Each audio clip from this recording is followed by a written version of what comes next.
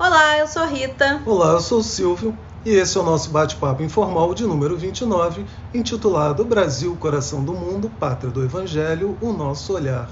E aí, Rita, como é que é o seu olhar, Brasil, Coração do Mundo, Pátria do Evangelho? Bom, antes de falar sobre o meu olhar, só quero dizer que esse papo está sendo especial porque amanhã é o dia da independência do Brasil, né? Dia 7 de setembro. E vai ser um dia, assim, muito especial. Bom, mas Coração do Mundo, Pátria do Evangelho. As pessoas costumam falar, né? Nossa, mas o Brasil é tão confuso, né? Tem tanta confusão, tanta corrupção, tanta coisa errada acontecendo. Como pode ser, né? Coração do Mundo e Pátria do Evangelho? Mas assim, a gente já ouviu assim várias palestras, todo mundo já deve ter escutado, né, o Haroldo falar que o Brasil é como se fosse um hospital e é por isso que é chamado, né, de Coração do Mundo, Pátria do Evangelho. Mas diz aí no livro que Jesus transplantou, né, a árvore do Evangelho de lá da Palestina para o Brasil, pelas condições, né, do lugar e do povo também. E eu vejo assim, Coração do Mundo. O que é um coração? Coração dá pra gente uma impressão assim de acolhimento, né? De mãe, né? Então, o Brasil ele acolheu vários espíritos complicados. Por isso nós temos essas confusões todas lá, né? Mas nós somos também a pátria do Evangelho. Então, Evangelho, o que é isso, né? Evangelizar. Então, nós somos responsáveis, né, pela evangelização de vários espíritos. E nós somos um povo, assim, muito espiritualizado. Você vê que nós temos, assim, várias religiões no Brasil e todas convivem muito bem, não é não? Então você está dizendo que nós somos um povo muito compreensivo no sentido religioso. Nós convivemos com os mais diferentes tipos sem que a gente entre em atrito, né? Em conflito, né? Isso. Inclusive a gente diz que de repente se um judeu, digamos, vier para cá e se encontrar com um árabe, aqui eles vão conviver muito bem sem nenhum tipo de animosidade. Eles convivem. De repente alguém sai da sua sinagoga e vai para um terreiro de Umbanda sem nenhum tipo de... Como é que a gente pode dizer? De repreensão, assim. Né? Não, realmente, nós temos um sentimento diferenciado. Você vê que qual católico nunca foi, né, num centro espírita? Existe, né, uma interação, né? Uma interação, um intercâmbio ali, né? E eu até diria, né, que todos dizem uma coisa, né? Se se fala em Deus, se Deus está presente, independe se ele está na minha casa ou se ele está na sua casa, né? Eu vou na sua casa me comungar com o seu Deus da mesma forma que você vem na minha casa se comungar com o seu Deus. Isso. Isso realmente não dá um caráter de diferenciação, né? Com certeza. Mas mais alguma coisa a respeito do seu Brasil, para eu falar do meu?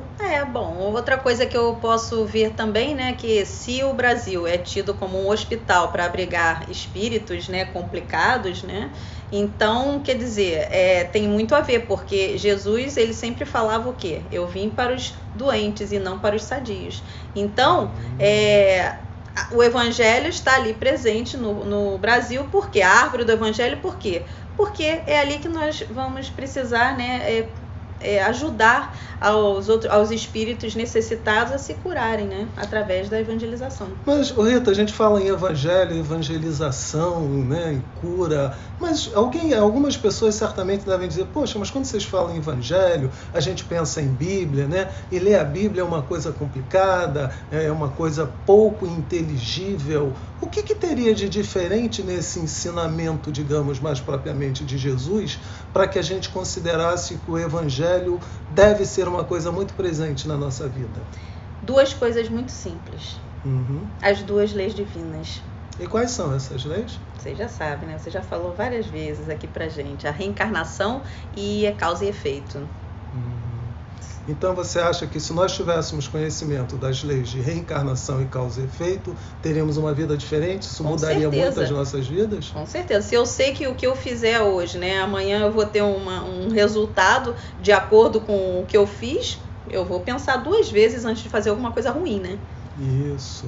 Inclusive, a gente poderia pensar até em termos do sentimento de perdão, né? Se sabemos sim. que o que nós plantamos, nós colhemos, nós pararíamos certamente de culpar as outras pessoas por coisas erradas que acontecem na nossa vida. Muito que, bem. na verdade, não são coisas erradas. É a lei se cumprindo, e se ela acontece na nossa vida, significa que nós temos alguma coisa a ver com aquilo. Perfeito. Né? Então, não a gente, é algo no qual nós somos inocentes. Isso, que a nós gente temos tem uma ideia de se considerar inocente diante das situações. vítimas, né? Vítimas. A gente deixa de ser vítima, né? E a gente passa a compreender que se fizemos algo, nós temos que resgatar, né? Tudo o que fizemos. Se foi bom, o resgate vai ser bom. Se for mal, né, o resgate vai ser negativo. Então, e por que a necessidade do resgate, Rita? A gente pode dizer que é assim, é como se a gente deslocasse uma energia do universo, sendo o universo pura harmonia. Então, se algo está colocado fora do lugar, essa coisa precisa ser restabelecida por uma questão de equilíbrio. Seria isso? a gente tem que ver qual é o nosso objetivo, né, como espíritos. É chegar num ponto, né, mais alto, nos evoluirmos, né, ascendermos, chegarmos realmente num ponto, né, dos anjos, realizar dos o arcanjos. Deus que há em nós, poderíamos dizer? Podemos dizer. Nossa reta final é quem? É Deus. É Deus. É Deus. Sermos co-criadores com Deus. Para conseguirmos, né, conviver com Deus assim, de igual para igual, que vai ser difícil, isso a gente não consegue, né? A gente tá. Mas a gente pode chegar lá bem perto. Energeticamente assim, né? falando, né? Isso. E Então, não precisaríamos nem fazer uso do livre-arbítrio, porque o nosso arbítrio seria seguir a lei de Deus. Sim, a gente usa do arbítrio porque somos ignorantes, né? Em relação à lei, porque os espíritos mais adiantados, eles nem arbitram mais, eles simplesmente seguem a lei, entendeu? Mas foi muito interessante você falar isso sobre a questão da lei da causa e efeito e do perdão, né? Porque a gente só consegue perdoar o outro quando nós nos perdoamos. Deixa eu falar um pouquinho do meu Brasil, Rita, senão daqui a pouco a gente não consegue. Tinha mudado de assunto, tá 10 vendo? minutos, Quer dizer, né? mais ou menos. Como todos conhecem, né, o Brasil, Coração do Mundo, Pátria do Evangelho, foi um livro psicografado por Francisco Cândido Xavier, não é isso? É conhecido mundialmente, né? E nesse livro o que é dito? É dito que Jesus, passeando pela América ainda não descoberta, se não me engano, século XI, século XII, eu confesso que me fugiu a informação, ele, com a sua corte de anjos, chega a essa região da América e pergunta a um dos seus assessores angelicais, se não me engano, a Eliu, né? Eliu, onde é que fica aquela região que, vista do espaço, assemelha-se ao coração do homem? Quer dizer, isso com as minhas palavras. Aí Eliu disse que essas terras eram mais ao sul. E Jesus disse a Eliu que ele iria transportar a árvore, né, do seu evangelho do Ocidente para o Oriente, para essas terras que iriam prestar housanas ao Senhor. Do Oriente para o Ocidente. Né? Sim, do Oriente para o Ocidente, para essas terras que iriam prestar housanas ao Senhor. Ou seja, para essas terras onde as pessoas estariam mais aptas a entender os seus ensinamentos e a fazerem deles parte da sua existência, ou razão de ser da sua existência. Então eu vejo o Brasil como coração do mundo e pátria do Evangelho exatamente um sinônimo de fraternidade, né? Exatamente um conjunto de pessoas que vão ter a capacidade de apreender as duas leis que o Cristo sintetizou, que é amarás o Senhor teu Deus sobre todas as coisas e ao próximo como a ti mesmo. Então, o povo brasileiro, por questões que a gente desconhece, até porque nós não conhecemos nem a intimidade de Jesus, nem a intimidade do Cristo e nem a intimidade de Deus. Mas se Jesus diz que transporta para cá a árvore do seu evangelho e que aqui ela vai florescer, com toda certeza, nós temos elementos, né, que podem não ser visíveis e que nos garantem essa condição. Porque Jesus certamente não erraria no seu prognóstico. Ele não diria que transportaria para cá com a bênção do Pai, né, com a bênção do Pai, algo que certamente não fosse florescer.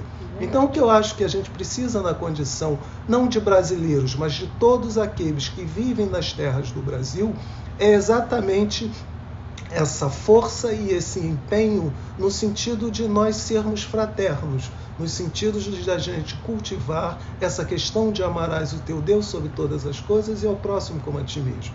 Então eu acho que o Brasil, coração do mundo e pátria do Evangelho, é essa bandeira de esperança, é essa bandeira de paz. A despeito de nós termos hoje um quadro difícil, né? Eu acredito que o Brasil simbolizará a paz, o Brasil é um símbolo de paz e ele vai se constituir dessa forma.